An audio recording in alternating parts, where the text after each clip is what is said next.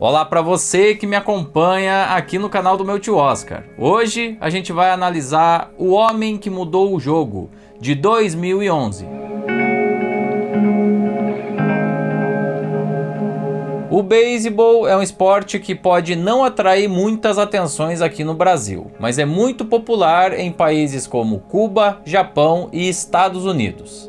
Na América do Norte, a Major League Baseball, ou apenas MLB, é a mais antiga das principais ligas esportivas profissionais, tendo sido fundada em 1903. A equipe mais vencedora desde então é a do New York Yankees, com 27 títulos nacionais. Lou Gehrig, um de seus maiores ídolos, foi interpretado por Gary Cooper na popular biografia Ídolo, Amante e Herói, indicada a 11 Oscars em 1942, incluindo o melhor filme. Campo dos Sonhos também concorreu na categoria máxima da Academia em 1989, ainda que com uma abordagem mais filosófica do esporte. E finalmente, em 2011, veio a público esse filme que a gente está analisando a partir de agora. We're not going to do better next year. Why not? Well, you know we're being gutted. We're losing Giambi, Damon, Isringhausen. Done deal. We're in trouble. You'll find new guys. Billy Beane foi um jogador profissional de beisebol que, após a aposentadoria dos campos, assumiu funções gerenciais em diferentes times e acabou revolucionando a forma como o esporte era administrado lá na MLB. Ao invés de contratar jogadores pelo feeling ou por lobby dos agentes, ele passou a utilizar como ferramenta uma técnica chamada sabermetria. Basicamente, ela leva em conta a análise empírica dos dados e estatísticas de cada jogador para mensurar o valor dele com base nos fundamentos necessários para formar um time. Se em cada posição do campo os atletas precisam ter habilidades específicas para funcionar bem em conjunto, é isso que mais importa, mesmo que eles não sejam excepcionais.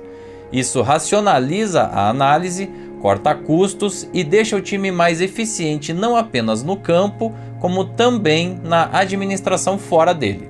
Foi assim que, em 2002, ele montou ao lado do seu assistente Paul DePodesta, renomeado no filme como Peter Brand, o time do Oakland Athletics.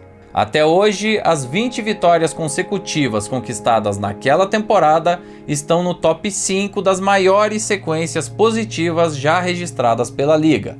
E detalhe, 100 estrelas no time. Boston's taking our kidneys, Yankees taking our heart, and you guys are sitting around talking the same old good body nonsense like we're selling jeans. We got to think differently. Desde o lançamento, esse filme foi exaltado pela alta qualidade do roteiro e é preciso reconhecer que esse é um dos seus pontos mais fortes. A linha narrativa constrói a trajetória do Billy Beane desde o momento em que ele descobre que o time perdeu os seus talentos e não tem recursos para competir com os adversários no mercado. Ele é um inconformado que não vai aceitar a derrota assim tão fácil. Mas para isso, ele precisa não só pensar fora da caixinha, como influenciar todo um ecossistema viciado, estacionado no passado. Um processo difícil e cheio de resistências, viável apenas para alguém obstinado como ele. Mas felizmente, ao longo do caminho, ele conhece um funcionário do Cleveland Indians, o Peter Brand, que vira o seu assistente pessoal e braço direito. Os primeiros atos do roteiro localizam muito bem o espectador e aproveitam para exaltar as características psicológicas dos personagens, sobretudo do protagonista.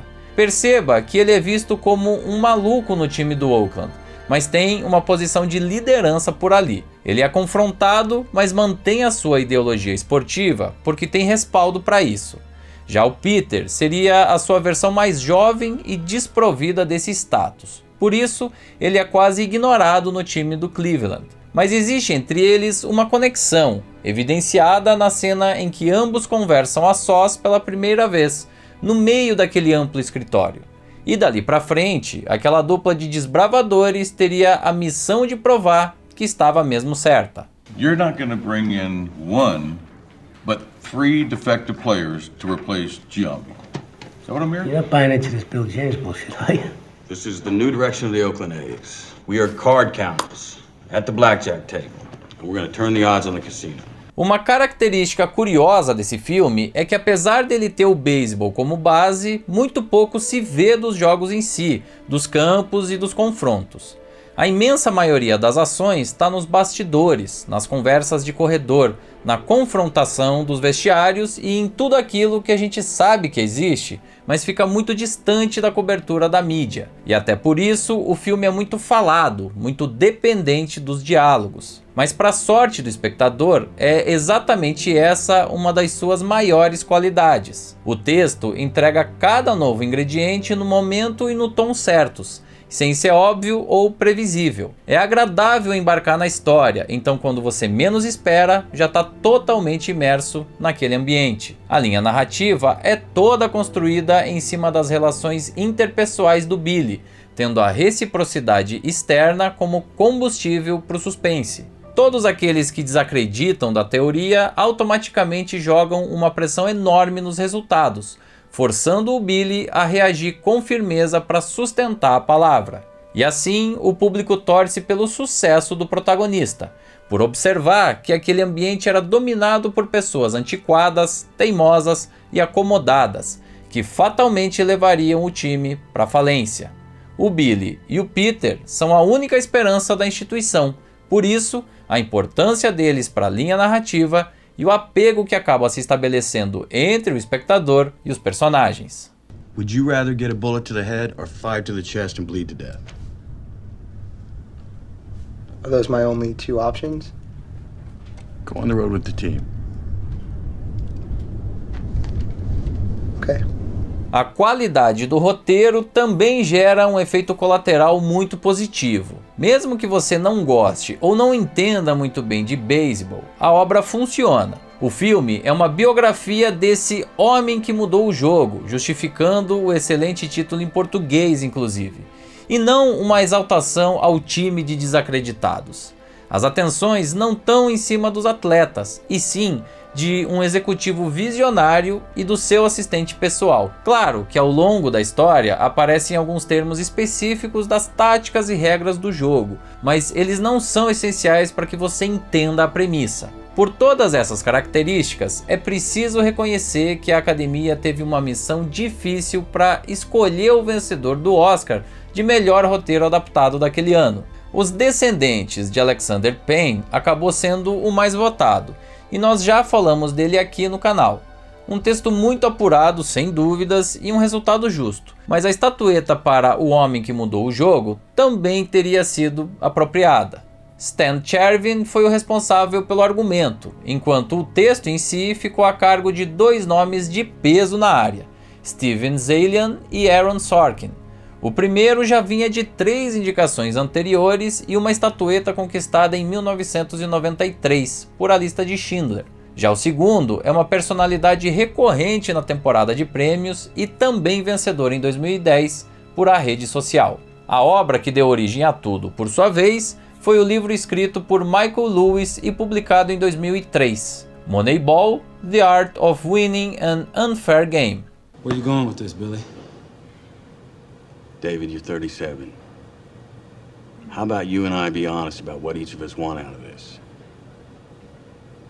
I want to milk the last ounce of baseball you got in you, and you want to stay in the show.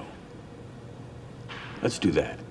O curioso é que Steven Soderbergh chegou a ser confirmado como diretor do projeto ainda na fase de pré-produção. No entanto, em função de algumas interferências suas, o estúdio resolveu dar uma pausa nos trabalhos e posteriormente o cineasta abandonou a função por sentir que não existia mais uma reciprocidade de expectativas.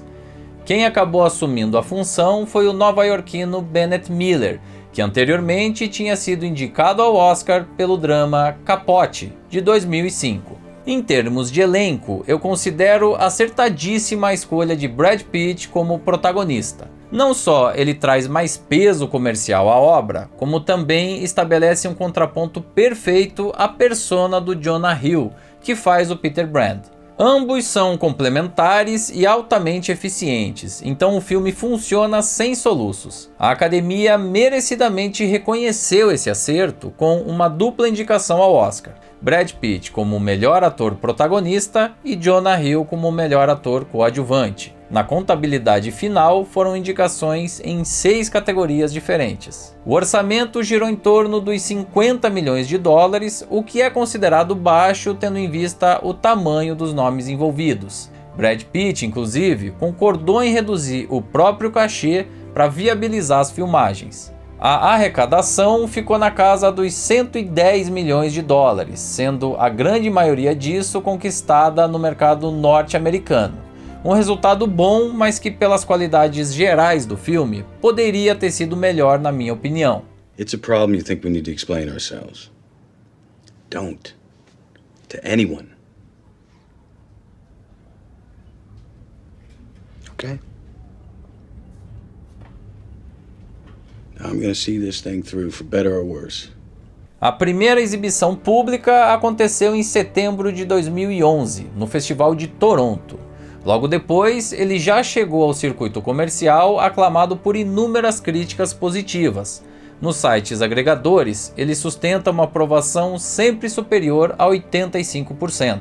O meu único porém, e que talvez tenha sido determinante para os resultados do filme no circuito, é a sensação dele se alongar um pouco além do que deveria. A montagem, que inclusive foi indicada ao Oscar, é realmente muito boa, mas algumas situações poderiam ter sido resumidas especialmente no início, para trazer a duração final para mais perto das 2 horas cravadas. A problemática envolvendo o treinador Art Howe é um exemplo, já que vai e volta além do necessário. E olha que eu adoro a interpretação do Philip Seymour Hoffman. Outra característica que pode ter tido impacto é o fato do personagem ser tão frio e ligado aos números que existe uma resistência para seduzir o espectador a longo prazo. O Billy é um homem frio, pragmático, cartesiano. Ele raramente exterioriza as suas emoções, e isso inclui a relação com a filha. Então falta um pouco de calor nesse ser humano, o que é até meio paradoxal num filme de beisebol, já que o esporte normalmente mexe demais com as emoções das pessoas. Nobody out, the base is loaded, and Art Howe on the way to the mound to make a pitching change, and this game is still in a state where it could get out of control for the Athletics. O Homem que Mudou o Jogo não é um drama esportivo convencional, mas o roteiro de altíssimo nível e as atuações de grande valor sustentam a linha narrativa com louvor. Dos campos para os escritórios, os atos da história exploram a trajetória de um executivo que ousou implementar a racionalidade dos números em um ambiente inundado pelos sentimentos. Se não vai além em repercussão e reconhecimento, é por causa da baixa adesão internacional ao esporte e da frieza intencional do protagonista.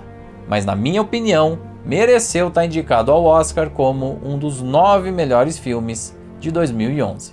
I know these guys, I know the way they think, and they will erase us. And everything we've done here, none of it'll matter. Any other team wins the World Series, good for them. They're drinking champagne, they get a ring. But if we win, on our budget with this team, we'll change the game. E de que forma esse filme te impactou, hein? Mesmo sendo sobre um esporte pouco repercutido aqui no Brasil. Você conseguiu embarcar com eficiência nessa história? Deixe a sua opinião aqui nos comentários, dê like, se inscreva no canal, ative as notificações no sininho e também confira o nosso programa exclusivo de membros. A gente segue analisando todos os filmes indicados pela Academia na categoria principal do Oscar em 2011, sendo que a próxima sessão vai nos levar para a Europa, de Woody Allen, Meia-Noite em Paris. Tá imperdível e eu te espero aqui.